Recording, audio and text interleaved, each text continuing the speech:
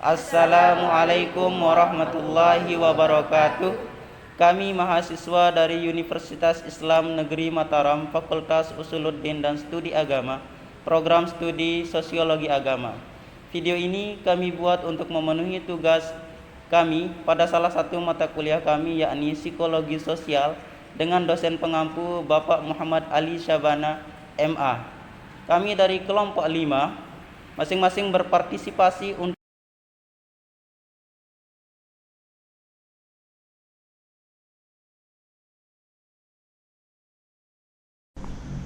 Bismillahirrahmanirrahim. Assalamualaikum warahmatullahi wabarakatuh. Apa kabar teman-teman semua? Semoga teman-teman semua selalu dalam keadaan sehat walafiat, kapanpun dan dimanapun teman-teman berada. Baiklah teman-teman, perkenalkan saya atas nama Muhammad Rosidi. Saya sebagai moderator di kelompok saya, yakni kelompok 5 Psikologi Sosial, dengan tema teori prasangka dan diskriminasi. Maka dari itu saya sendirilah yang akan memimpin jalannya presentasi kami pada kesempatan kali ini. Baiklah teman-teman, langsung saja. Saya sebagai moderator juga akan menyampaikan sekilas tentang definisi daripada prasangka sosial dan diskriminasi itu sendiri. Yang pertama ada prasangka.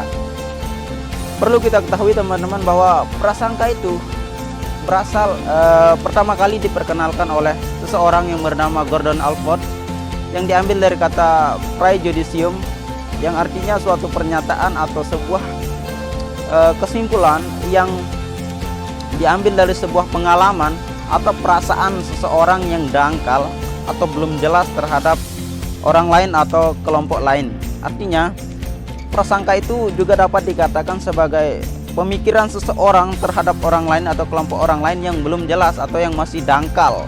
Dangkal itu harus digarisbawahi. Meskipun begitu, prasangka ini tidak hanya berupa pendapat saja, bisa saja berupa emosi, perilaku atau sikap negatif terhadap orang lain.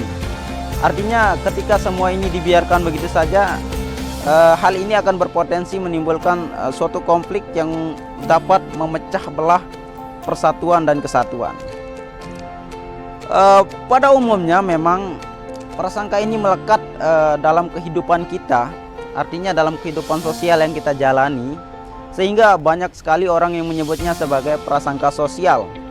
Namun meskipun begitu, sebisa mungkin kita bersama-sama untuk mencegah terjadinya prasangka sosial agar tidak terjadi hal-hal yang tidak kita inginkan, seperti sikap tindakan diskriminatif ataupun konflik yang akan menjadi perpecah belahan di antara kita semua.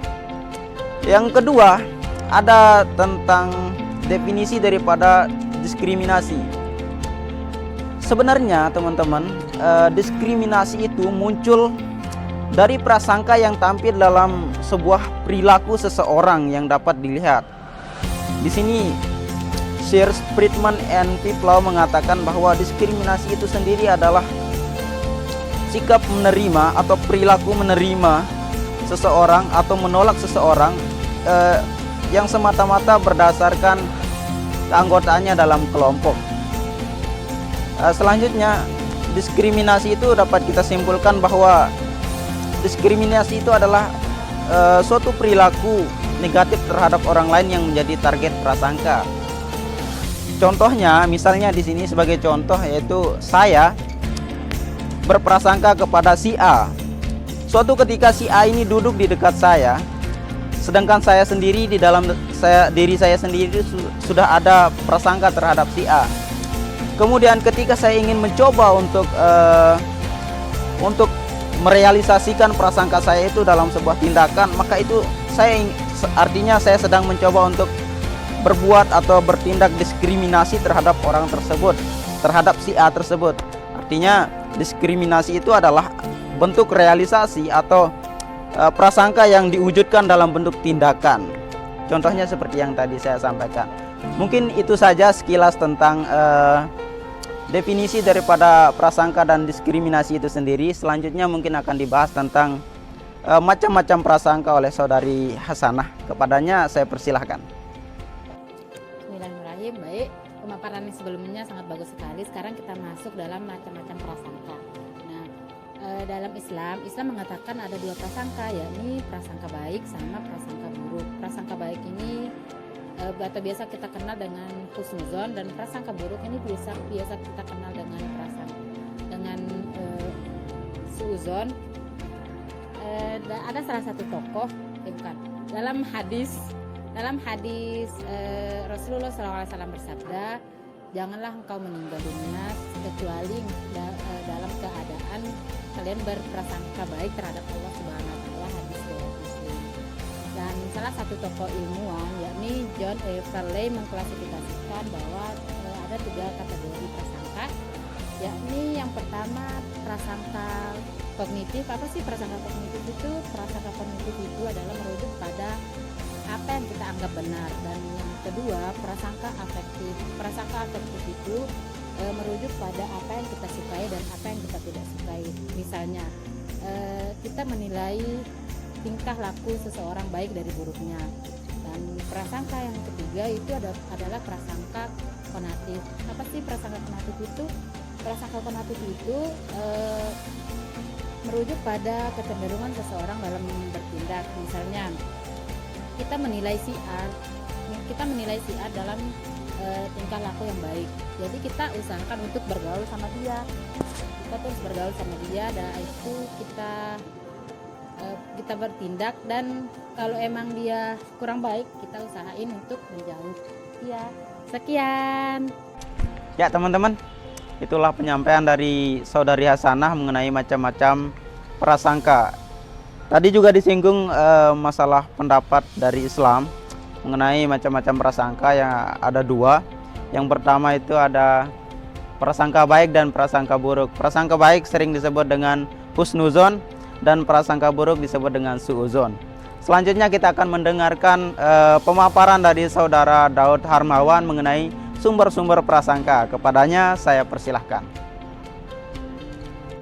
Baik, saya akan melanjutkan materi dari Saudari Hasanah. Di bagian saya ini menjelaskan tentang sumber-sumber prasangka. Yang pertama yaitu konflik langsung antar kelompok. Nah, dalam hal ini prasangka berasal dari kompetisi antar kelompok sosial untuk memperoleh komoditas atau kesempatan.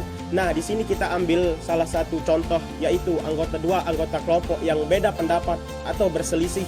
Yang pertama itu adalah Wahabi dan Ahli Sunnah wal Jamaah.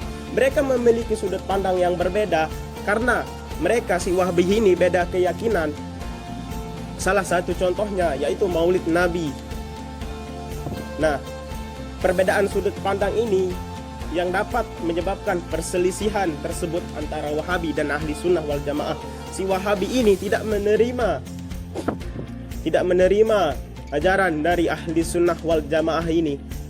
Itu adalah salah satu contohnya. Nah, yang kedua, pengalaman awal dalam hal ini terjadi karena memperoleh sikap negatif melalui berbagai kelompok sosial, dan ini juga disebabkan oleh riwayat pujian yang terjadi. Nah, maksudnya di sini adalah ketika saya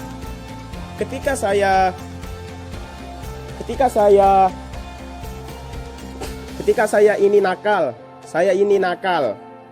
Nah, jika seseorang memperingati saya, misalkan si Yazid ini memperingati saya, menasihati saya, kalau kamu itu nakal, dibilang sama si Yazid.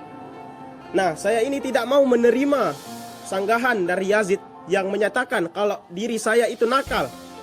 Nah, hal demikian yang menyebabkan saya itu baperan. Kenapa saya baperan? Karena saya itu merasa diri saya itu benar, tapi kelakuan saya itu yang salah. Cuman anggapan diri saya itu saja yang benar.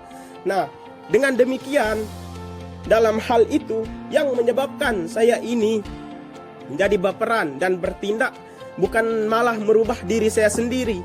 Justru malah sebaliknya, yang membuat saya sadar itu adalah teman saya, tapi saya itu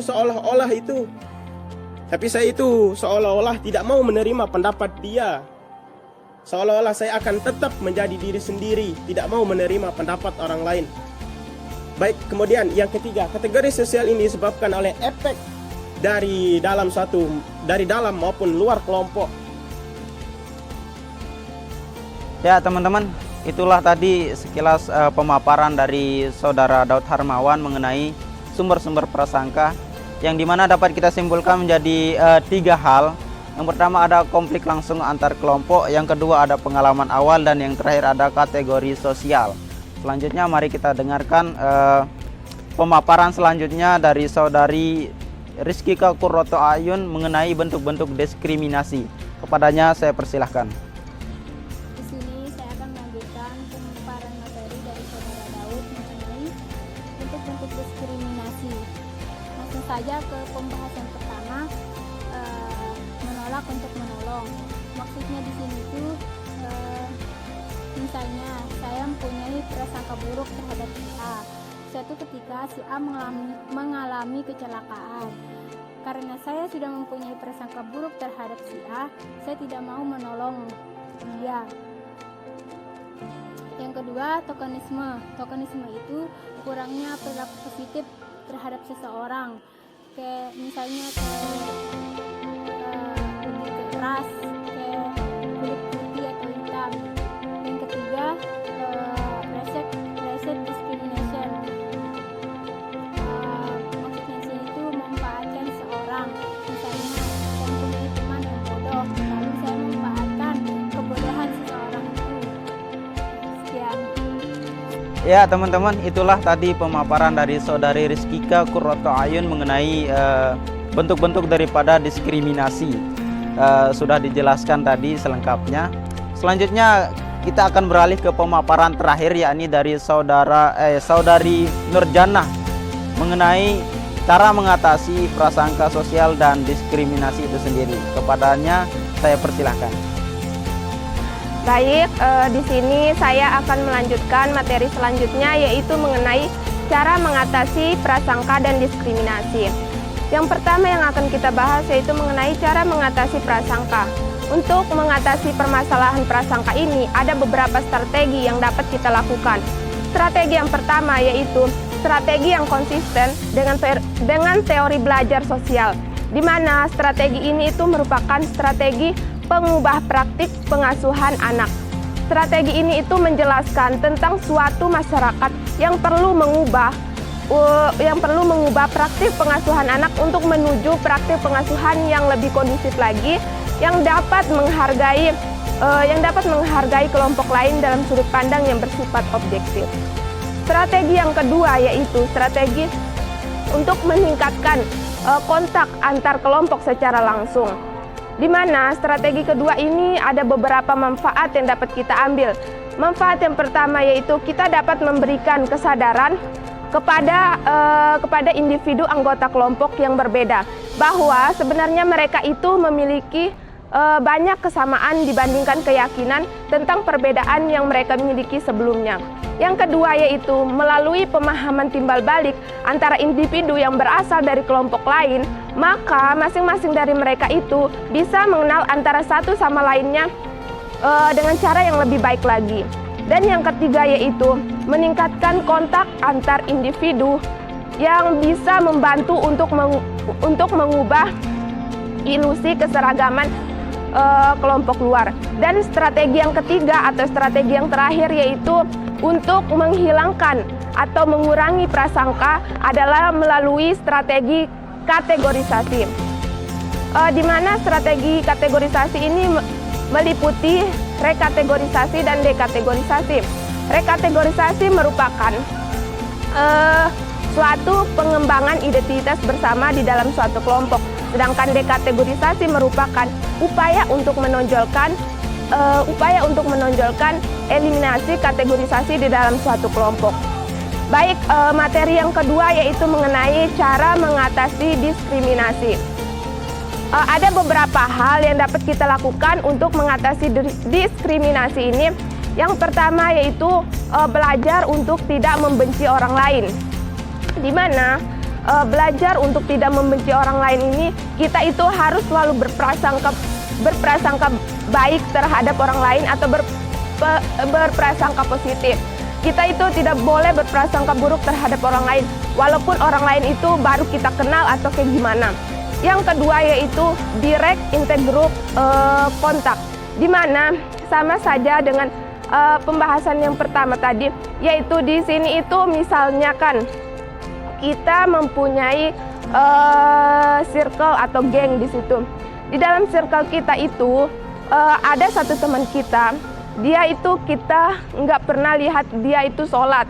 Jadi di situ itu kita ingin mencari tahu tentang dia, apakah benar dia kayak gitu atau bukan. Terus yang ketiga yaitu rekategorisasi, yaitu suatu cara untuk mengurangi prasangka buruk atau prasangka jelek yang ada di dalam diri kita sendiri, yang udah ada di dalam diri kita sebelumnya. Mungkin hanya itu yang dapat saya sampaikan. Masih banyak tentang cara-cara untuk mengatasi diskriminasi, tapi cuman itu yang dapat saya sampaikan. Lebih kurang saya mohon maaf. Wabillahi taufiq wal hidayah. Wassalamualaikum warahmatullahi wabarakatuh. Ya teman-teman, dengan berakhirnya pemaparan dari saudari Jannah tadi, Nur Jannah tadi, maka berakhir pula keseluruhan daripada materi kami kelompok 5 psikologi sosial. Maka dari itu saya sebagai moderator mewakili teman-teman saya memohon maaf yang sebesar-besarnya jika ada salah kata dan kekurangan di antara penjelasan-penjelasan yang kami sampaikan tadi. Dan saya tentu saja mengucapkan terima kasih yang sebesar-besarnya bersama teman-teman karena sudah menonton video kami. Mungkin ada yang sudah like, comment, share, dan subscribe. Semoga ini bisa bermanfaat kepada kita semua. Amin ya rabbal alamin. Wallahul muwaffiq wal hadi ila sabilir rasyad. Assalamualaikum warahmatullahi wabarakatuh. Kami dari kelompok 5 memohon maaf yang sebesar-besarnya kepada teman-teman sekalian jika di dalam video kami terdapat kesalahan dan kekurangan. Dan kami juga mengucapkan terima kasih yang sebesar-besarnya kepada teman-teman sekalian yang sudah menonton dan menyaksikan video kami. Semoga video ini dapat bermanfaat kepada kita semua. Untuk itu jangan lupa like, comment, share, and subscribe. Sekian dan terima kasih. Assalamualaikum warahmatullahi wabarakatuh.